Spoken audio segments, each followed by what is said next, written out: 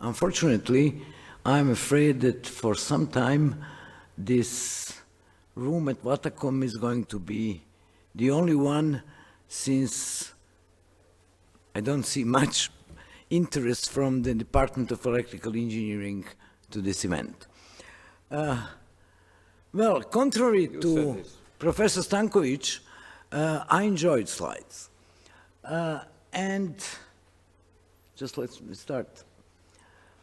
I need to give you some information before I start to talk about my first encounter with Professor Tomović. During my undergraduate studies, I was studying something which was called technical physics or engineering physics, and I enrolled to this course because I dreamed of becoming Maria Curie, and I was all in physics.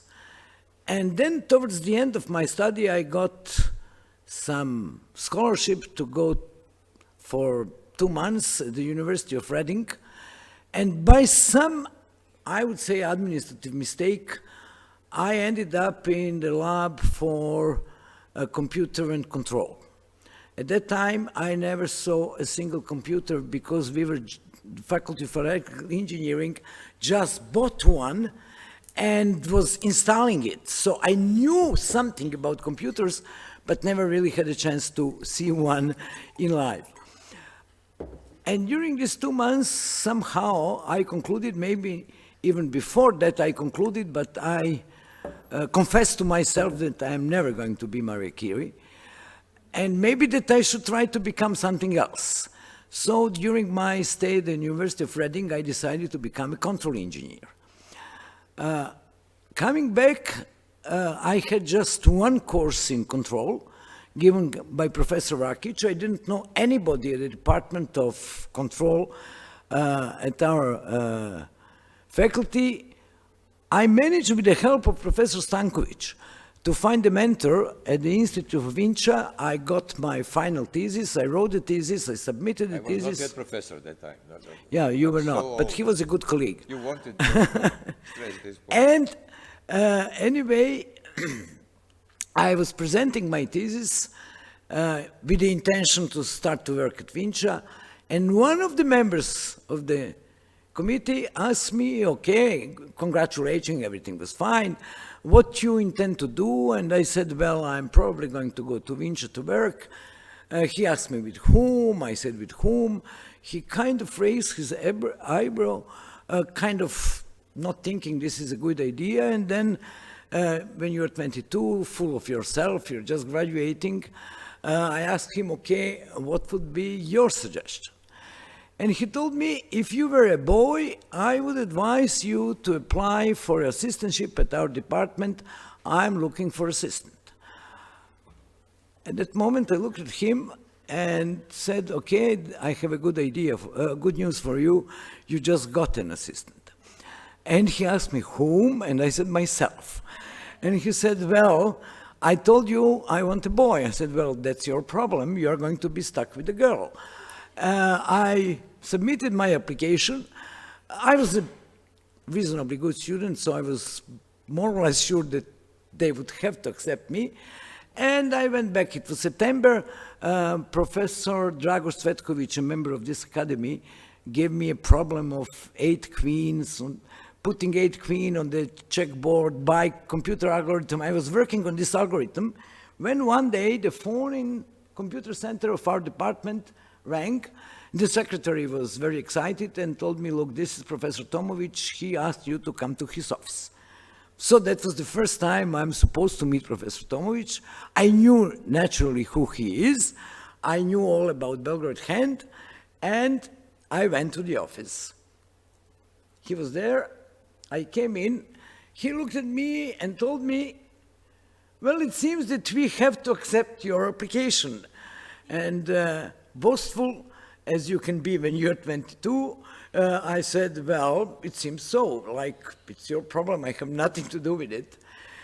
At that time, it was hard to me to tell what Professor Tomović was thinking. Later on, when I got to know know him much better, I'm pretty much convinced that at that point, his thoughts were something like this. Well, since we are stuck with her, let her at least do something. So immediately he gave me a book that was a Rand comparison report on information theory. I didn't know at that time he was working on the information system of Belgrade. He just gave me a book and said, okay, look what is in this book and submit me a report within 10 days, 2 weeks, and he left. So, okay, I got a job. I was stuck with the book. I never knew anything about the information system, but I managed to read it. I managed to write something. I gave it to him. He said it's okay. And we basically, our paths didn't cross for the next 2 years. I enrolled in the master studies. I was becoming an engineer with the help of Professor Miodrag Rakić, and I learned theory from Professor Rakić and Professor Stojić, and I put these two pictures here because I think it really is important from time to time to think and to remember your teachers. By the way, at that time, there was the story. Everybody was talking about Tomović Belgrade hand, and actually it seemed that Professor Rakić actually made this hand. And I was not able to grasp the difference between thinking of something, inventing something, and making something. So I was much more attached to Professor Rakić as a producer of something than to Tomović, whom I didn't realize what he's really doing. Then at some point, 2 years later, he called us to join the team. And he said, look, Professor Vukobratović had really do something. He made active skeleton. This is very interesting. Let's go to see what he's doing. So the whole team went there. We were watching the experiments. It was really impressive. Theory was absolutely complicated, and when you are young, whatever is theoretically strong and complicated, you are impressed with it. So we were really full. And then we came back to our department, and Professor Tomović asked us, what do you think about it? And we all started to explain, it's great, it's valuable, it's fine, it's whatever. And he was looking at us slightly ironically, and then he said, okay, have you ever watched a child learning to walk? And we said, well, of course. And then he looked at us and said, well, do you really think that this child is solving the system of partial nonlinear differential equations? Well, obviously not. He said, this is done differently. From now on, we are going to deal with bang-bang, knee control, eventually hip, based on the information from the soul. And that's how this first project started, applying finite automata in robotics. That was 72. Pretty soon, we started cooperation with Institute Joseph Stefan and Department of Electrical Engineering in Ljubljana, whose chief was Professor Vodovnik. And then we started to work together, and I have to admit I was really confused. If I don't want to be politically correct, instead of this growing confusion, I should have written the blondes were completely confused. But since I'm going to be politically correct, you can forget it. And at that time I was blonde. Well, then we started, from somewhere, brought French partners, and we were just sitting in the office and discussed bang-bang control or servo system. At some point, I was sitting next to him. He looked at me and said, do we know how to design the servo system? And I was, well, I don't know, astonished, stupefied, actually, because the servo system is the first experimental lab we have for our students when we start control course. I said, well, what he's thinking. Nevertheless, knowing how to design a servo system or not knowing, he managed to establish a attitudinal modular lower limb prosthesis project with the cooperation of Professor Rabichon from Montpellier and Bezakian from Toulouse. And so we started to cooperate with French. And then he told us, look, Professor Rabichon has means, you have to go to visit and to see how these things are doing elsewhere. So all of us, one by one, went to Montpellier, stayed there for 2 weeks with Professor Rabichon, learned how to do experiments and so on. And at that point, Professor Novak Jokovic and Professor Dejan Popovic joined our team. They were younger. They were not at the beginning because we were slightly older than them. Otherwise, I'm sure they would have been there from the very beginning. Then we got another project with Veterans Administration and so on. Then we came to our, and actually, what we were doing along these lines, I have to admit that we really didn't understand what Professor Tomović had in mind. And we didn't have confidence in what he was, in the direction he was pushing us. But we were full of enthusiasm, nevertheless, because we got a chance to play with a completely new equipment, a completely new idea. We learned about real-time control, and that was the course Vesna Cvetković and myself were teaching for a long time. After that, I even retired, still teaching this course. Then we got to play with mini computers. Industrial computers at that time were absolutely scarcity. We had few in Serbia, and we were full of this. We got to learn the difference between experimental data and the model data. So it was a time of learning and playing, and Professor Tomović really never interfered. And when he would come, we were enthusiastic to show him what we learned, what we did, and so on. He didn't pay any attention to this. We were almost offended. And he only asked, why, what, when, do you have any conclusions? So he was really interesting, whether we managed to conclude something.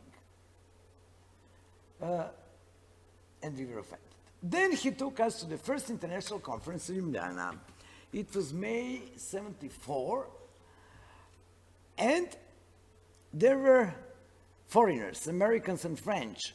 I didn't put Slovenians, who were also there. At that time, they were not foreigners, so that's the reason why we were all together. But nevertheless, all of them were presenting their results, full of theory, full of equations. Slides were in color, plenty of them, beautiful picture. And Vesna and I, who were supposed to present our results later, she looked at me and said, well, I'm not going out. And I told her, me neither. We were so embarrassed because what we have seemed to us absolutely couldn't compare to what we were watching at that point. We had few black and white slides, just bang-bang control, no theory, no equations, almost nothing.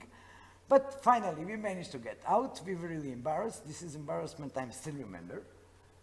And when it was done, reaction was uproar of unbelievable. Raiko always, again, has some new idea and so on.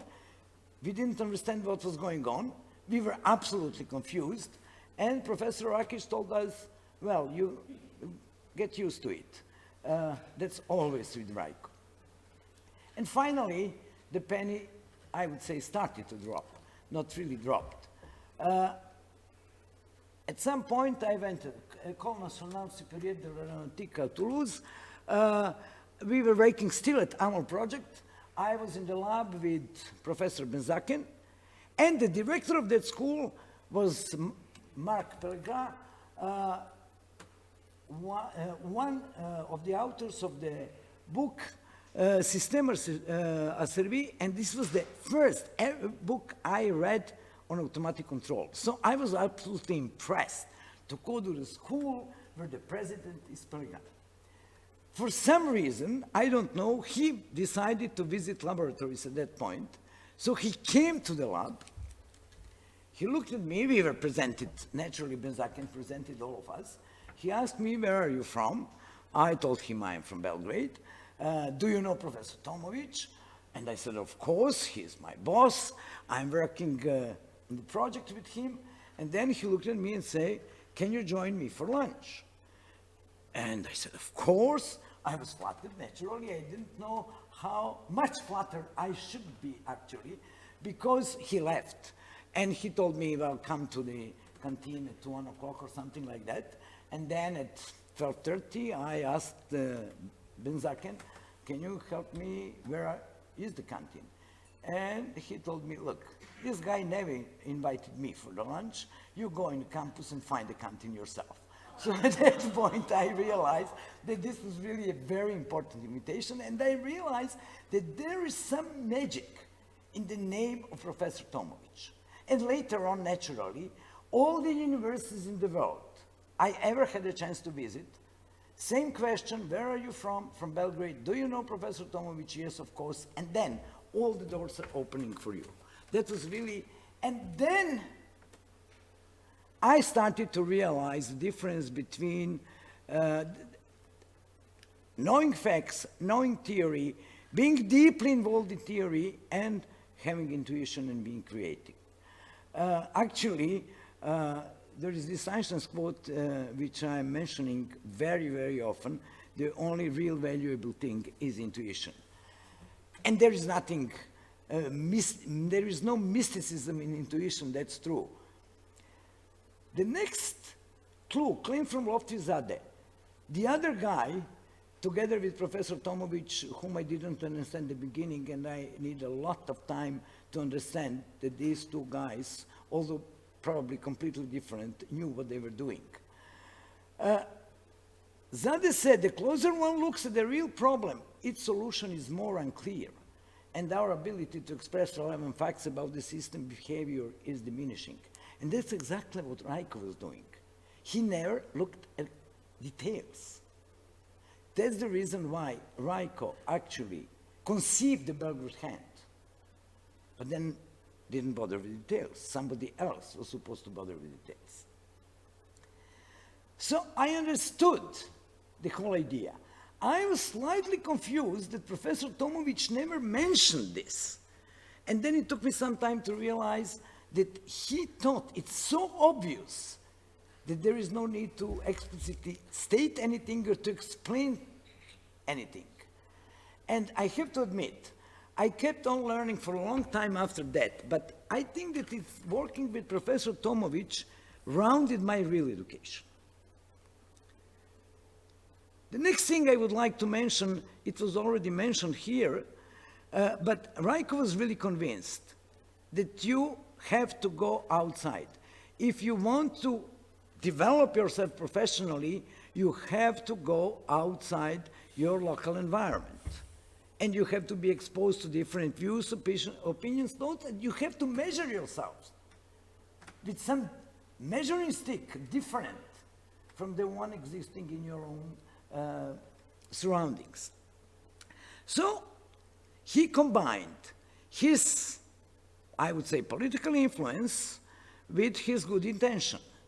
So we got a chance to meet. Srđan already mentioned all those names. These are few which I remember. They all came to Belgrade.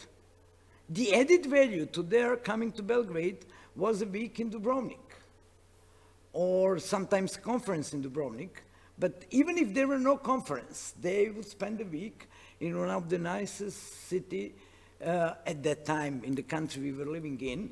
And that was okay. You have a week vacation, you did some talks, and that's it. We were naturally curious, ambitious, and at that time we all had the idea that we must go to and discover this world. So actually, we got a chance to meet with all those guys, to present ourselves. In a way, Professor Tomović provided us with the opportunity to sail off. He again didn't interfere. He just said, okay, there is the sea, there is the boat. If you can sail, sail. If you cannot sail, swim. If you manage to swim somewhere, it's great. If you don't manage to swim, if you drown, well, that's your problem. I just help you to try to do something. And we all went. Actually, I think Dan Popović, professor, sorry, academician, is actually the real successor of Professor Tomović. And the reason why he's a real successor, I honestly think, later on I understood, he was the first one to understand who Professor Tomović is. And then naturally following his footsteps, while we were playing with details, with equipment and so on, only later on understanding what we were doing. The curious thing, and this is the final thing, happened again with the phone. Actually, upon my returning from United States, Professor Tomović was retiring. He was working with some different things. I went to fuzzy control and lattice signal processing, so we really didn't work together anymore. Nevertheless, in December 1990, Professor Tomović called me on the phone and said me, look, Lois and I are being decorated in Ljubljana. Will you join me on that trip? And I told him, oh, Professor, gladly. Naturally, I'm flattered. I know that Diana will go, but why me? Why you decided to bring me? And I got a very curious answer from the person who was strong in politics, but I have to admit, since 72 till 90, I never discussed politics with Professor Tomović. I never even remember that it was the subject we were discussing. We were discussing, as you said, philosophy, music, all other things, control naturally. We never discussed politics. And then suddenly, his answer was, look, I want to present you to President Kučan to show him that we do have opposition to this lunacy. That was really the beginning of lunacy in our country, and somehow it seemed important to him to show that at least we are not all for this lunacy. And naturally, I went to Ljubljana. Actually, that was the last time I met Professor Vodovnik. That was not the last time, and I'm very happy that I met Professor Bide as well. We were there together. And unfortunately, Raiko left. This lunacy is still around us. And this was something I asked my colleagues at the Faculty of Electrical Engineering. I never got the answer. I'm still waiting for it. And I'm really still wondering, whom would Raiko bring to Ljubljana today from the Department of Electrical Engineering? And if anybody find the answer, I would be grateful if you tell it to me. Thank you very much. Thank you very much.